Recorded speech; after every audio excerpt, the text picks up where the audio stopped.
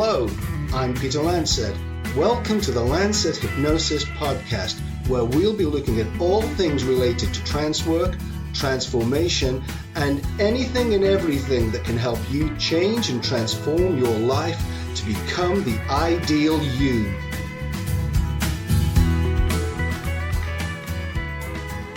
Right, so that's who we are. Now let's move on.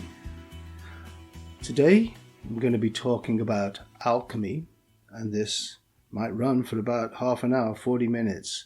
We're looking at the idea of transformation and change, which is what alchemy really is. And we're going to look at this idea that all transformation, all change can be considered to be alchemy, and why that's the case. I title myself The Change Alchemist on my website, Peter Lancet, The Change Alchemist. Obviously, I'm a hypnotist and hypnotherapist, and hypnotherapy involves change work, transformation. You come to see me as a smoker, you want to transform and become a non-smoker. You come to me with a phobia, you want to transform, you want to become someone who doesn't have that phobia. So it's all about change work. And this is not using the word alchemy just to look smart and look a little cool. It really is the truth. So let's begin by talking about two universes.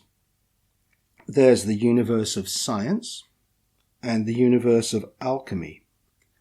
Now, to the scientist, alchemy is a farrago of medieval nonsense which enlightened materialist method has rightly consigned to the rubbish bin. That's what the scientist thinks. But to the alchemist, the scientific universe is no more than an abstraction from a much greater whole. In other words, what we call science in this material world literally only looks at a part of what there really is to examine and to explore. Behind science, says the alchemist, there is science with a capital S, something bigger. It's almost like material, phenomenal science that we look upon in this world literally only constitutes a part of the whole. So we're only examining and coming up with facts about a little part of something much, much bigger. So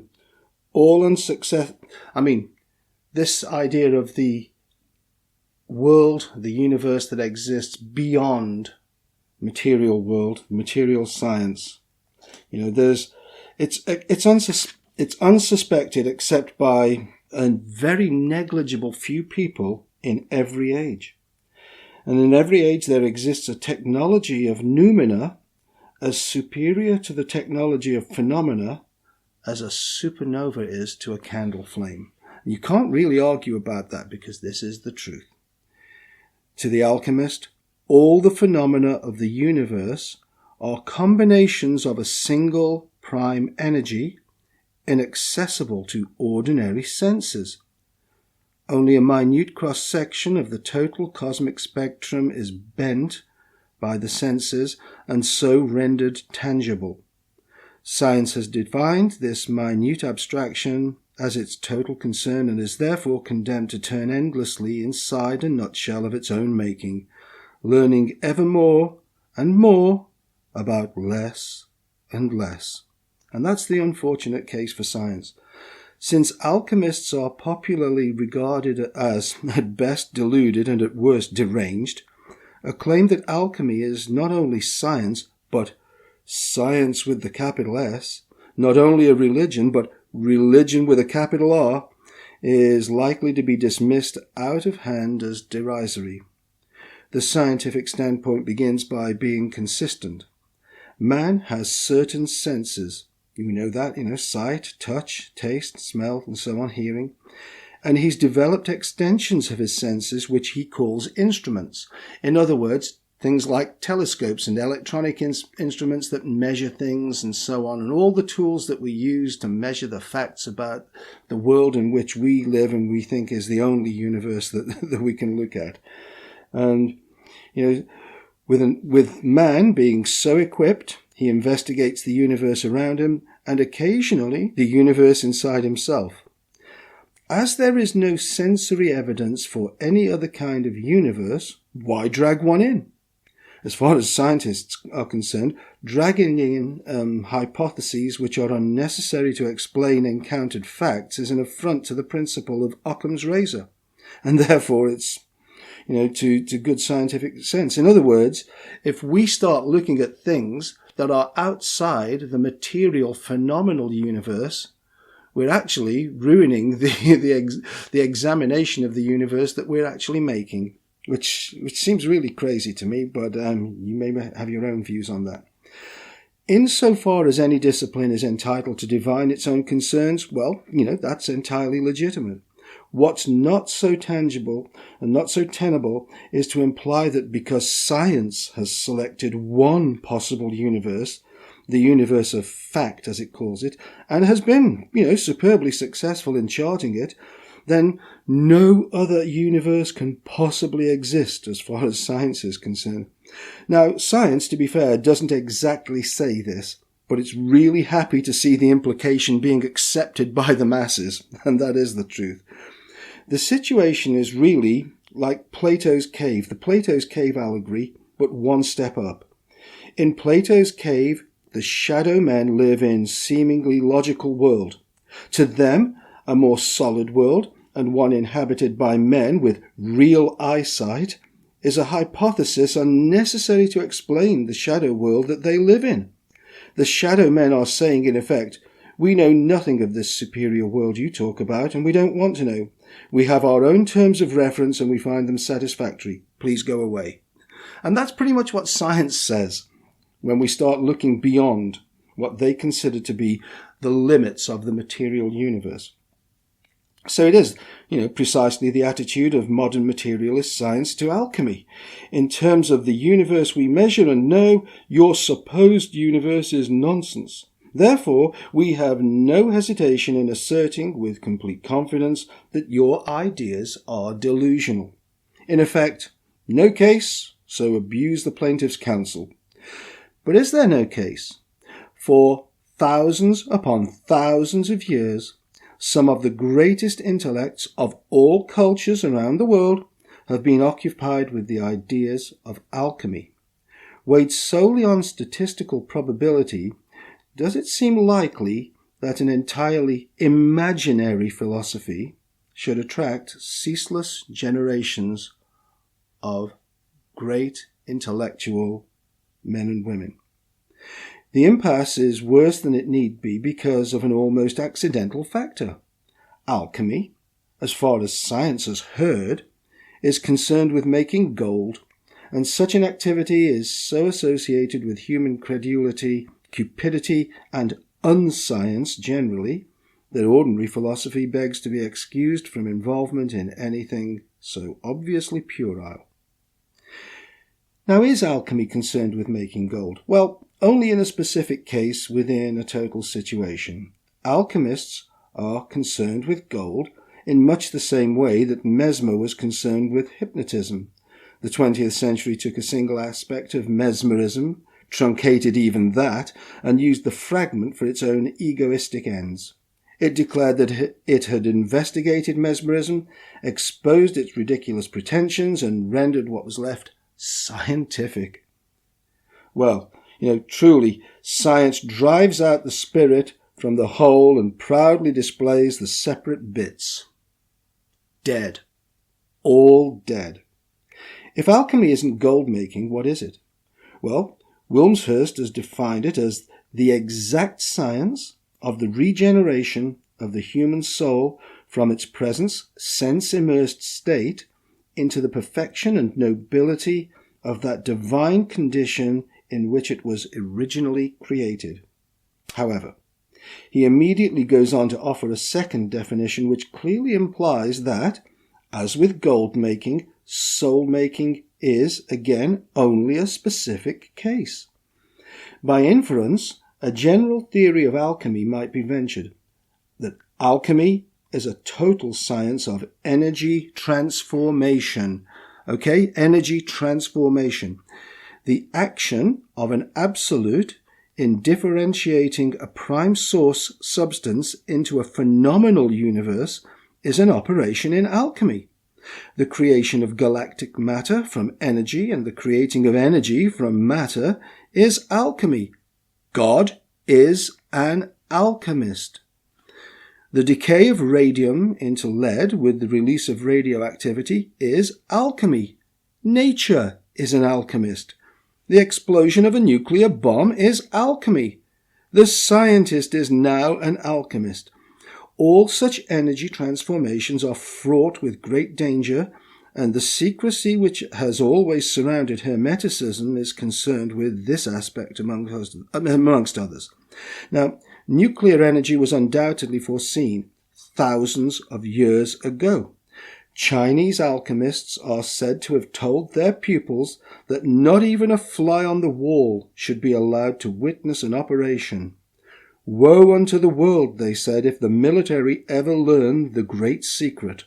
Well, we know the military have learned the great secret, or at any rate one specific aspect of it, and woe indeed to the world, for in the arrogant alchemy of nuclear science there is no place for Goethe's geistiges Band. But if it's taken Western technology so long to uncover a single aspect of the subject of alchemy, how is it that Bronze Age Egypt and Pythagorean Greece reputedly knew the whole science? Here, even the most guarded speculation must seem outrageous. Materialist science is content, or, well, it was until very recently, to suppose that life began as an accident, and that once the accident had happened, all subsequent steps in evolution would, or at any rate could, follow as the mechanical consequence of the factors initially and subsequently present. Perhaps the process was improbable, but it was possible. Now, recent consideration, however, appears to show that by its intrinsic nature, chance expressly excludes such a possibility. For evolution to take place, there is required at every step a shift away from less organization towards more organization. The mechanistic view asserts that this enhancement of organization, this negative entropy, could be progressively established from the mechanical consolidation of favorable variations. Recent work in applying mathematical theory to biology suggests that there is a very big hole indeed in this particular bucket. Even if an increase in order arises fortuitously, this accidental shift must survive if it is to be built upon by the next similar accident. But its survival is by no means assured. Indeed, it appears to be vulnerable to collapse in proportion to its achievement. Even in the case of primitive life forms, and certainly in higher life forms, the number of possible combinations present the number of possible combinations that are there at every stage is enormous. In fact, so enormous as to require that entropy must always increase at the expense of chance arisings in the contrary direction. Statistically, evolution could not happen. As it demonstrably did happen, it must have done so not merely against probability, but actually against the possibilities present in a closed system. The conclusion seems unavoidable. The evolutionary process was not a closed system. By extension, evolution and its present end product, mankind, must have been contrived by forces outside the system, in other words, outside the biosphere in which it occurred. Such an operation, involving the conscious manipulation of energy levels, may be taken as an operation in alchemy. Now, whether the artist who accomplished this great work was a single intelligence or a consortium of intelligences seems immaterial, but the myths and classical traditions of demigods is in the highest degree suggestive. If it is an acceptable proposition that mankind was the result of a carefully contrived alchemical operation by higher powers, Is it not at least possible that mankind was given, in addition to consciousness, an insight into the transformation technique that produced him? On this assumption, modern man might have in his own subconscious or unconscious fragmentary data which exceptional individuals could recover and assemble into a technology of alchemy. Inevitably, such men and women would be aware of other men and women who'd made the same immense leap, and such groups would combine to create schools of alchemy. There are other theories. One of the most arcane of human traditions suggests that the humanity of our Adam was not the Earth's first human race. Some very advanced alchemists have hinted at a range of previous humanities in excess of 30. If this is the true but wholly unsuspected history of our planet, much knowledge may have been selectively accumulated in a span of existence which imagination is inadequate even to visualize. At each successive apocalypse, an ark would go out, encapsulating not only the germplasm necessary to found the next humanity, but with it also some vehicle, some psychological microdot containing the totality of accumulated knowledge. On this assumption, the technique of alchemy would have reached us as a transmission from ancestors whose existence we do not even suspect. You want to have a look at things like the giant stone circles and the fact that pyramids are all over the place, and the dimensions of pyramids and how they relate to things like the speed of light and all kinds of things. Are we being left with hints at a previous unsuspected past? Very possibly. Now, a third possibility is that the master alchemists who made mankind in a solar laboratory have an interest in yet another transformation, the alchemization of mankind into planetary spirit. Their work may not yet be done. On this assumption, isolated scraps of suitable material would from time to time be selected for further processing in a solar alembic.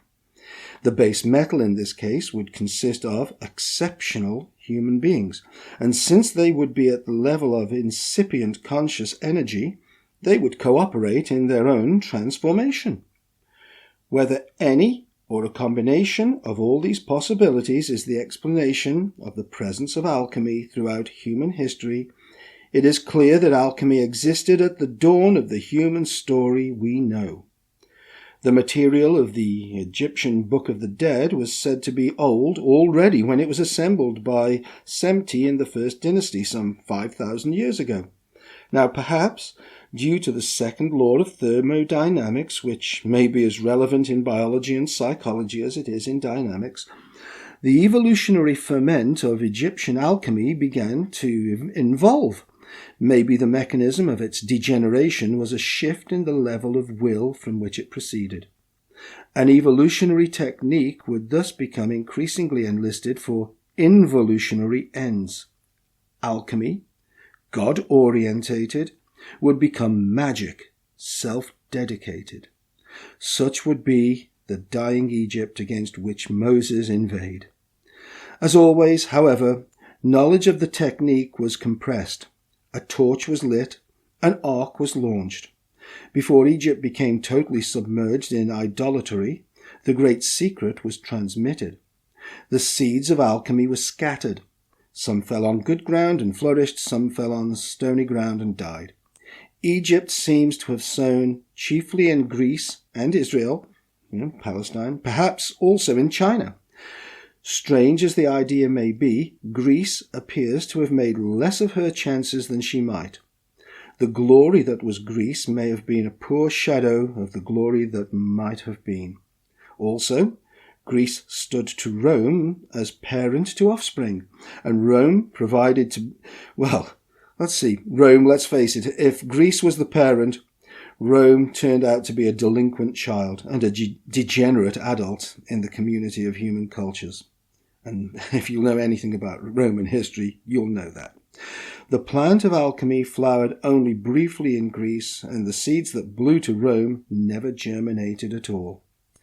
The transmission from Egypt to Israel was initially one of great promise, but again the promise was not realized.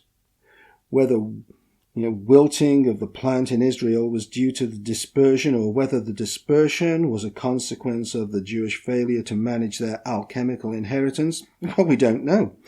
The elders of Jewry, at any rate, were unable to find conditions within which their inheritance could be brought to its full actualization.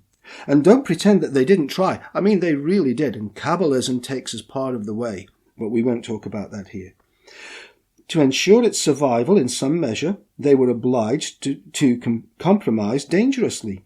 They externalized some of it in the Zohar, and they maintained a small, initiated inner circle, and they definitely did. That inner circle has knowledge that, we can only hint at, really. It may be that this circle, very greatly depleted, survived in Europe in isolated pockets like Krakow until the 30s of the 20th century. While Greece sowed abortively in Rome during her lifetime, she also sowed posthumously and successfully in the Middle East, in Arabia. Here, the alchemical energy channeled through the esoteric schools of Islam and through exceptional individuals like Jabir, externalized in the veritable explosion of Mohammedan art and science of the 8th to 12th centuries. The wave of Islam's expansion reached Spain, where two streams appear to have joined up. In Seville and Granada, there were initiated Jews who carried the Egyptian transmission. They met Arab initiates who carried the Greek transmission, and the latter were perhaps reinforced from a permanent powerhouse from that which all evolutionary operations are directed. Wow, isn't that incredible? If it is true that some beads of mercury were reunited through Muhammad, two more were reunited in Spain. Out of this confluence grew a very large part of the whole of Western civilization, which we have inherited and whose origin hardly one man in a million has ever suspected in 7 centuries. 8 centuries now. The current which flowed from the beads of mercury which were reunited in Spain flowed into an immense invisible force field all over Europe. The nature of this noumenal structure can never be glimpsed, and its functions in a higher dimension cannot even be imagined. It externalized into common life in a series of culture components which in aggregate constitute a large part of Western civilization.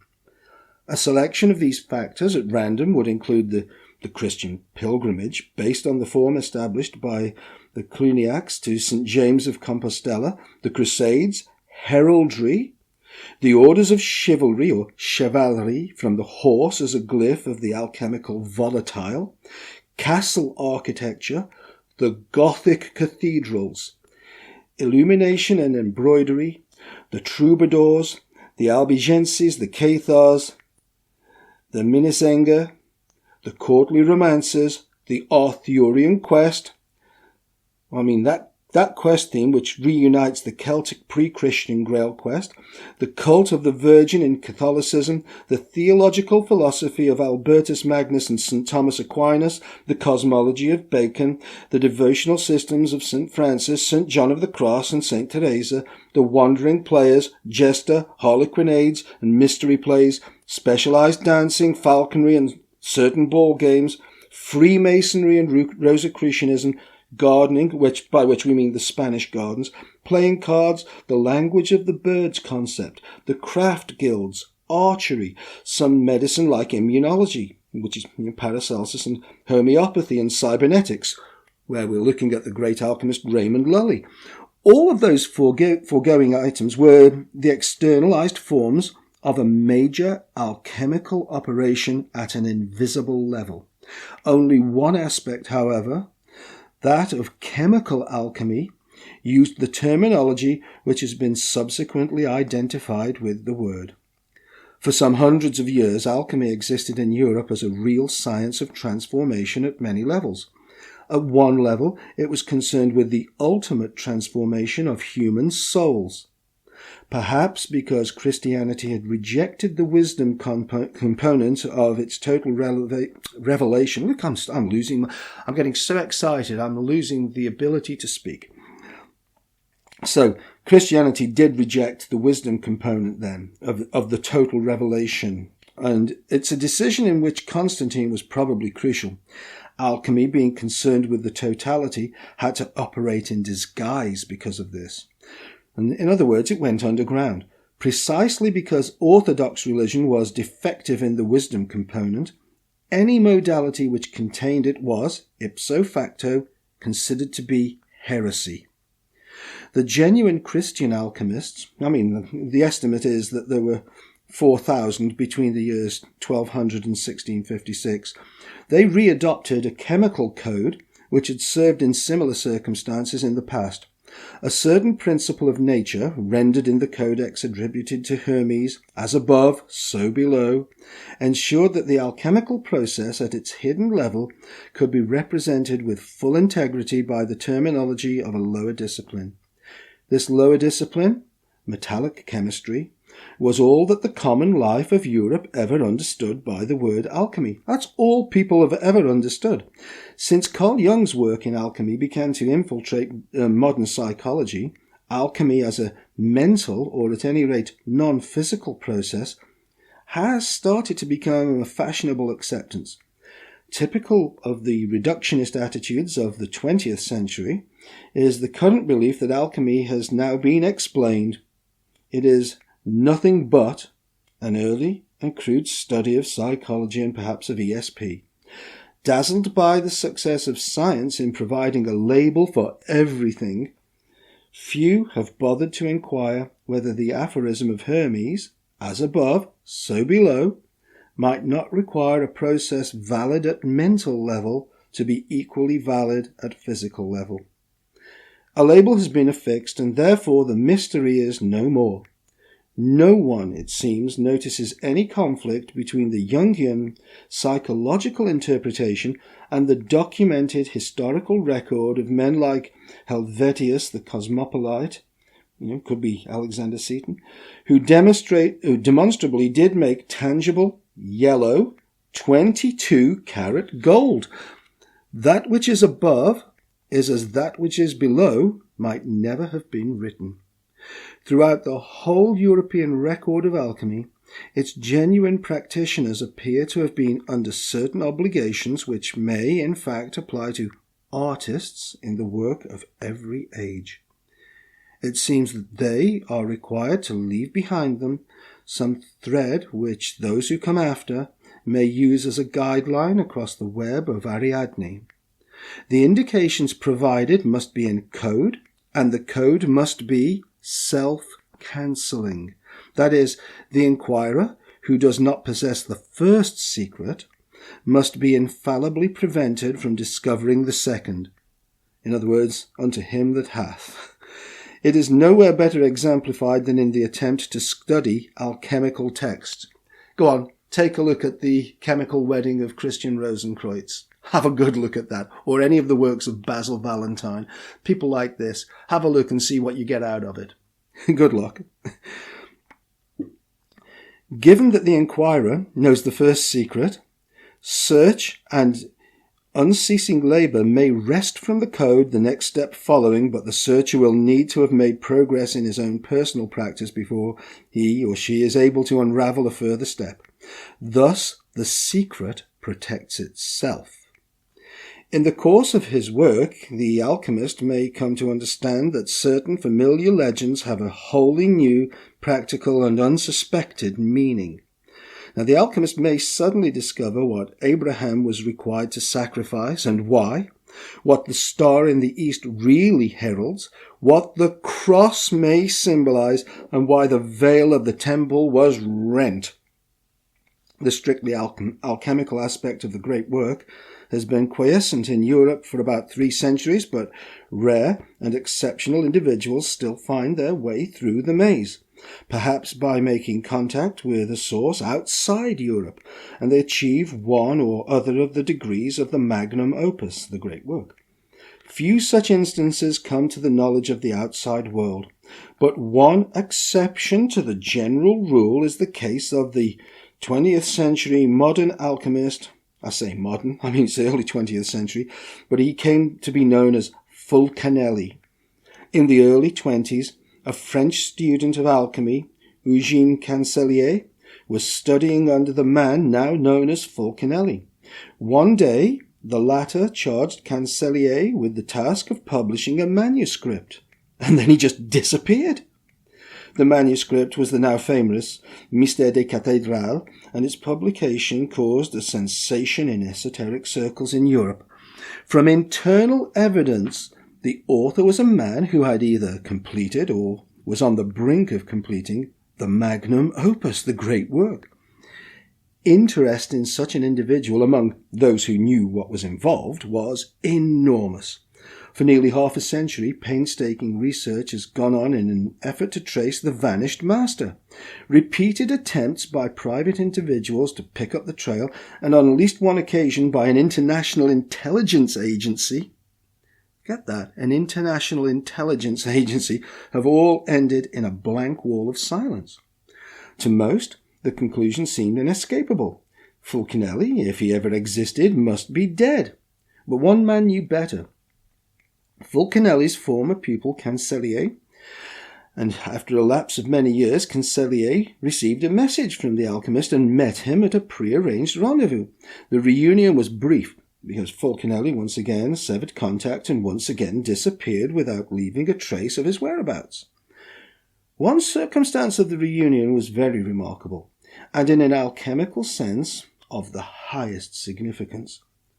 Fulcanelli had grown younger. I'm going to repeat that. When Cancellier met him, Fulcanelli had grown younger.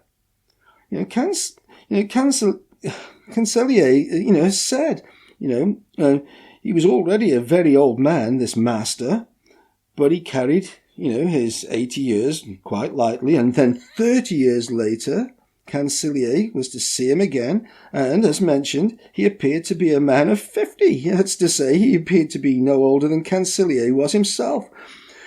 One other possible appearance of the mysterious master alchemist is reported by the French researcher Jacques Bergier. While working as an assistant to André Helbrunner, the noted physicist who was later to be killed by the Nazis, Bergier was approached one day by an impressive individual who asked Bergier to pass on to Helbrunner a strange and highly knowledgeable warning. This was to the effect that orthodox science was on the brink of manipulating nuclear energy. The stranger said it was his duty to warn that this same abyss had been crossed by humanity in the past with disastrous consequences. Knowing human nature, he had no hope that such a warning would have any effect, but it was his duty to give it. The mysterious stranger then left. Bergier is convinced to this day that he was in the presence of Fulcanelli. Treatises have been written to prove that Fulcanelli was a member of the former French royal family, the Valois, that he was the painter Julien Champagne, that he was this or that occultist. Not a few were driven to the conclusion that Fulcanelli was a myth, and that no such person had ever existed. This theory, though, is a little difficult to sustain in view of the existence of Mystère des Cathédrales. This work is authoritatively accepted as the work of a man who'd gone far, and I mean very far, in the practice of alchemy. The myth theory is also untenable against the testimony of Cancellier. In September 1922, in a laboratory at Sarcelles and in the presence of the painter Julien Champagne and the chemist Gaston Sauvage, Cancellier himself made an alchemical transmutation of 100 grams of gold using a minute quantity of the powder of projection given to him by his teacher, in other words, Fulcanelli. Thus, there is a European who was alive, till late in the 20th century, who personally testified not only to the existence of Fulcanelli, but to the veridical nature of an event which modern science regards as an absurd myth. Legend has it that this transmutation took place in a gasworks. Now, the account seems the plainest possible statement of a purely physical event. Alchemists, however, warn repeatedly that when their descriptions seem the plainest, the camouflage factor is at the highest. The alerted person will certainly consider that a gasworks is a site where a volatile substance is produced from a heavy mineral, and will recall that alchemy is a process of separating the fine from the gross. In being allowed to perform an alchemical operation with energy lent him by another, Cancellier thus joins a remarkable band of privileged and perhaps bewildered people who, through history, have recorded the same experience. These include Johann Schweitzer, whose experience was investigated by Spinoza, Pressedienheim of Freiburg in 1602, and Christian II, the Elector of Saxony, in the following year. But for all practical purposes, Fulcanelli has vanished as though he never existed. Only his contributions to the literature of alchemy remains, the Mystère des Cathédrales. It has long been believed that the Gothic cathedrals were secret textbooks of some hidden knowledge, that behind the gargoyles and the glyphs, the rose windows and the flying buttresses, a mighty secret lay, all but openly displayed. Now, this is no longer a theory. Given that the reader of Mystère des Cathédrales has even begun to suspect the first secret, Fulcanelli's legacy is at once seen as an exposition of an incredible fact, that wholly unsuspected by the profane, the Gothic cathedrals have for 700 years, 800 now, they've offered a European man a course of instruction in his own possible evolution. About one thing it seems impossible to have any doubt. The unknown who wrote Mystère des Cathédrales knew, definitely knew. Fulcanelli speaks as one having authority. By pointing to a glyph in Notre Dame or a statue in Amiens and relating an unknown sculptor's work to some ancient or modern text, Fulcanelli is indicating the steps in a process he himself had been through.